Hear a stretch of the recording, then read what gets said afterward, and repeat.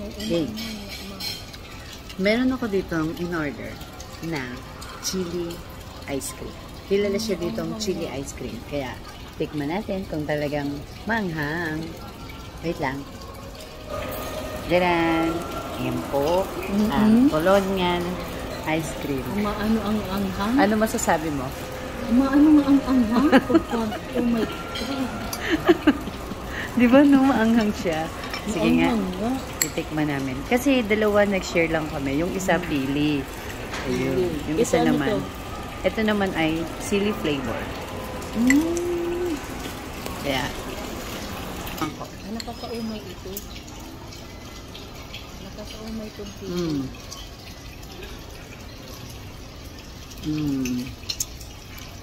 Pag unang kain, hindi ka maaanghangan. Pag lunok. Pag nilunok mo na. Pag nalunok mo na. Oo. Samantalang yung level nito, number 1 pa lang ha. Ang sarap. Ito namang isa. Ito naman, ang tawag dito ay pili. Pili ice cream.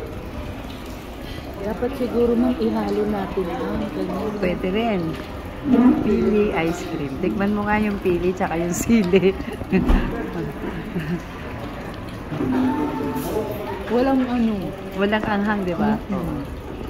Titikman ko yung pili kung anong lasa. Hindi siya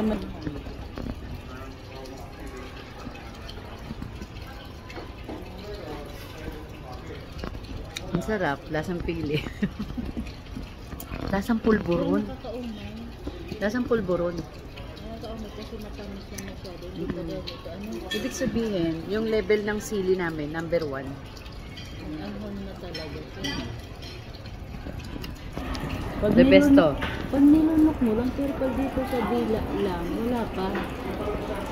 Yung aftertaste na yung anghang, no? Kaya, yan po. Pagpunta nyo dito sa Bicol, papakainin namin kayo nito. The first colonial ice cream. Bye! Pag nilunok lang talaga.